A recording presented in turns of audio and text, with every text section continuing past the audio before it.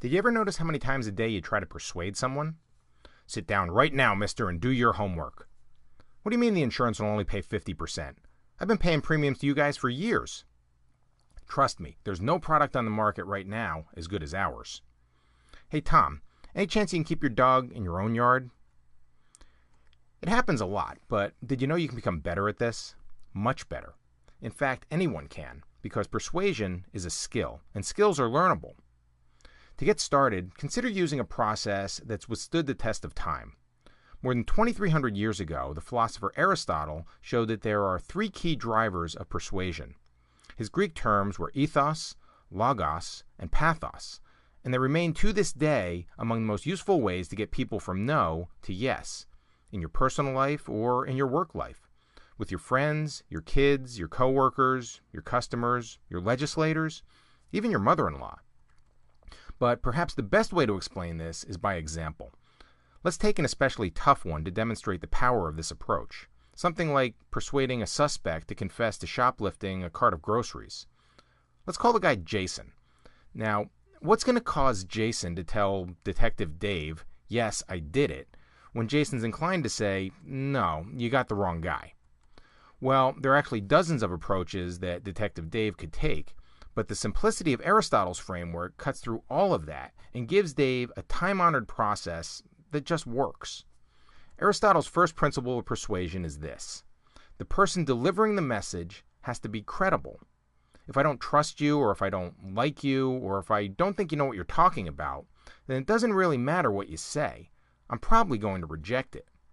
That's ethos, the attributes of the speaker. Are you believable or not? Do you really have my best interest in mind, or just your own? So to use this, Detective Dave might say something like, look, Jason, I've been doing this for 25 years, and I'm tired of seeing young guys like you go to jail for a first offense. I know you're only trying to take care of your family, so just write down your confession, and I'll put in a good word with the prosecutor. Well, maybe he gets the confession, and maybe he doesn't. Kind of depends on whether Jason finds Dave to be believable, whether Dave has ethos. The second driver of persuasion is the quality of the message itself. Does it make sense? Is it sufficiently supported with convincing evidence? Does it have what Aristotle called logos, a logic and consistency that the other person will find compelling? Detective Dave might say, look, Jason, we have you on video shoplifting. If you cooperate and confess, you're probably looking at a fine. If you don't, it's at least 30 days in prison. Maybe a whole year if the judge is in a bad mood. What do you say? There's an obvious logic to Dave's argument, and as long as Jason thinks Dave is credible, that he's being truthful about the video and the likely sentences, then Dave might get his confession. But if he still doesn't get it, there's a third way, and some people think it's the most powerful of all. It's called pathos, and in plain English it means appealing to the emotions of the person you're trying to persuade. Tug at their heartstrings with a story. Show them pictures that produce tears, or generate anger or fear to change their mind and their decision. That's okay, Jason, Dave could say. You don't have to confess to anything.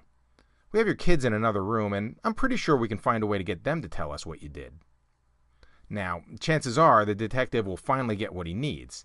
In fact, pathos is so powerful that Dave might get a confession even if Jason is innocent. So be careful how you use it. Ethos, logos, and pathos.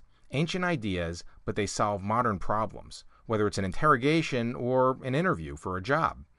If you're serious about becoming more persuasive, it makes sense to start here.